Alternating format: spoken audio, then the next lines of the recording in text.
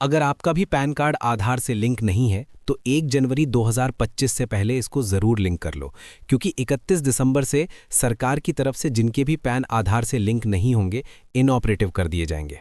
सबसे पहले तो आपको अपना ब्राउज़र ओपन करना है। यहाँ पर आपको सर्च करना है इनकम टैक्स। तो हमारे सामने गवर्नमेंट की जो ऑफिशियल वेबसाइट है आ जाएगी। वैसे इसका जो लिंक है हमने वीडियो के डिस्क्रिप्शन में और पिन कमेंट के अंदर भी आपको दे रखा है, जहाँ से भी आप डायरेक्टली इस पोर्टल पर आ सकते हो।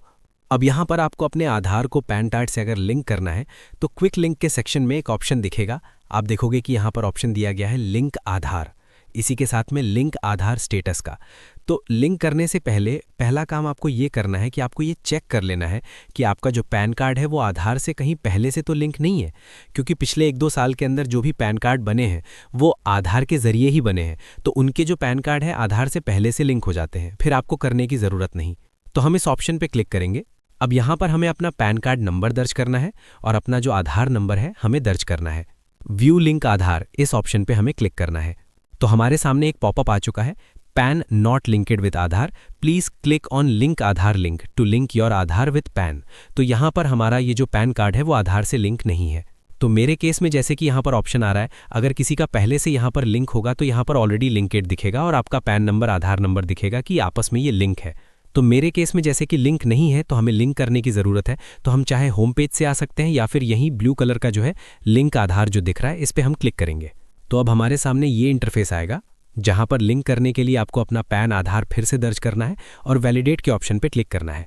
तो हमारे सामने एक पॉपअप आएगा जहां पर आप देखोगे कि payment detail not found for this pan, क्योंकि हमने अभी तक कोई पेमेंट किया नहीं है। तो हमें कंटिन्यू टू पे थ्रू ई पे टैक्स इस ऑप्शन पर क्लिक करना है। तो हमारे सामने नेक्स्ट इंटरफेस आएगा जहां पर पैन नंबर दर्ज करना है, कंफर्म के सेक्शन में रिपीट पैन नंबर दर्ज करना है और यहां पर आपके पास में जो भी वर्तमान में मोबाइल नंबर है आपको दर्ज करना है और कंटिन्यू के ऑप्शन पे क्लिक करना है। तो जैसे हमने क्लिक किया है तो नेक्स्ट स्टेप आएगा जहां पर एक ओटीपी दर्ज करने के लिए बोला जाएगा। तो ये जो ओटीपी है आपने जो नंबर दर्ज किया था अभी उसी पर आएगा, यहां पर आपको दर्ज करके वेरीफाई करना है। और जैसे आप कन्फर्म के ऑप्शन पर क्लिक करोगे तो यहाँ पर हमारा जो पैन है और मोबाइल नंबर ओटीपी से वेरिफिकेशन हो चुका है। अब हमें कंटिन्यू के ऑप्शन पे क्लिक करना है। तो अगला इंटरफेस आएगा जहाँ पर आपको सिलेक्शन करना है कि किस टाइप का आपको पेमेंट करना है। तो यहाँ पर जैसे कि गवर्नमेंट की तरफ से कहा गया था कि आधार को पैन कार्ड से लिंक करने के लिए आपको अदर कैटेगरी के अंदर पेमेंट करना है, डिले फीस। तो वो कैसे करना है, तो हमें यहाँ पर इनकम टैक्स वाला जो ऑप्शन दिया गया है इसमें जो प्रोसीड का ऑप्शन दिख रहा है इस पर हम क्लिक करेंगे और इसके बाद में यहाँ पर हमें अपना जो असेसमेंट ईयर है वो यहाँ पर सिलेक्शन करना है। तो असेसमेंट ईयर, एक चीज़ ध्यान रखना है कि लेटेस्ट जो भी यहाँ पर आपको दिखता है वही आपको सिलेक्ट करना है। असेसमेंट ईयर को लेकर के लोगों के बीच में अक्सर कन्फ्यूजन रहता है, क्योंकि फाइनेंशियल ईयर जो है अलग होता है, असेसमेंट ईयर अलग होता है। तो लोगों को लगता है कि यहाँ पर हम आगे की फ्यूचर की डेट सिलेक्ट कर रहे हैं।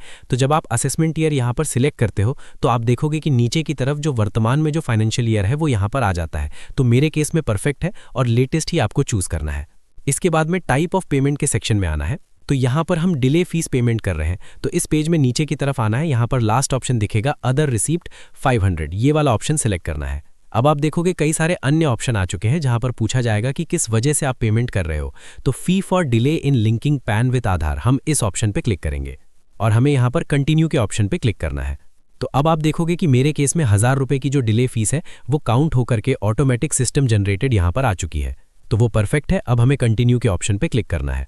तो अब हमारे सामने नेक्स्ट स्टेप आएगा जहां पर हमें 1000 रुपये की जो डिले फीस है वो पेमेंट करना है। पेमेंट करने के लिए मल्टीपल यहाँ पर पेमेंट मेथड दिए गए हैं। आप चाहो नेट बैंकिंग, डेबिट कार्ड या फिर क्रेडिट कार्ड, यूपीआई या फिर आप आरटीजीएस एनईएफटी के माध्यम से भी आप चाहो यहाँ पर पेमेंट कर सकते हो। तो यहाँ पर छोटा सा पेमेंट है, आसान रहेगा यूपीआई के जरिए पेमेंट करना या फिर क्रेडिट कार्ड के जरिए पेमेंट करना। तो पेमेंट गेटवे सिलेक्ट करके आप डायरेक्टली आगे बढ़ सकते हो। अगर आपके पास में बैंक का डेबिट कार्ड है तो जैसे कि मैं डेबिट कार्ड के जरिए पेमेंट करना चाहता हूँ, हम यहाँ पर सिलेक्ट करेंगे और यहाँ पर हम बैंक का नाम सिलेक्ट कर लेंगे। एक चीज़ बता देता हूँ, हो सकता है आपके बैंक का नाम यहाँ पर नहीं दिखे, तो यहाँ पर यूपीआई और क्रेडिट कार्ड वाला जो ऑप्शन है सिलेक्ट करोगे तो यहाँ पर आपको पेमेंट गेटवे के ऑप्शन दिख जाएंगे। फिर आप अपना जो पेमेंट गेटवे है सिलेक्ट करके आगे बढ़ सकते हो। हमने यहाँ पर बैंक का नाम सिलेक्ट किया है। अब यहाँ पर पेज में नीचे की तरफ आएंगे, पे नाउ के ऑप्शन पे क्लिक करेंगे, टर्म एंड कंडीशंस को इस तरीके से स्क्रॉल करेंगे, आई एग्री के ऑप्शन पे क्लिक करेंगे और रिटर्न टू बैंक के ऑप्शन पे क्लिक करेंगे। होता है तो यहाँ डिजिट का वो आपको यहाँ पर दर्ज करना है और इसके बाद में पे नाउ के ऑप्शन पे क्लिक करना है। तो बैंक से एक ओटीपी आया है मेरे केस में, हम यहाँ पर दर्ज करेंगे और सबमिट की टैब पे क्लिक करेंगे। तो इस तरीके से आप देखोगे कि पेमेंट का हमने सफलतापूर्वक अपना जो पेमेंट है वो कर लिया है और हमारे सामने चालान पेमेंट इज सक्सेसफुली मैसेज आ चुका है।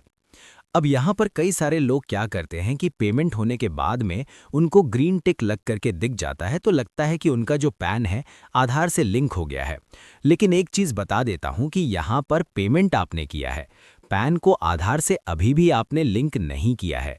कुछ स्टेप आपको और भी आगे लेने हैं। वो क्या करना है? सबसे पहले तो ये जो चालान जो जनरेट होकर के आया है, इसको डाउनलोड कर लेना है, क्योंकि पैन को आधार से लिंक करने के लिए जो BSR कोड की ज़रूरत होती है वो इसी पर मेंशन रहता है।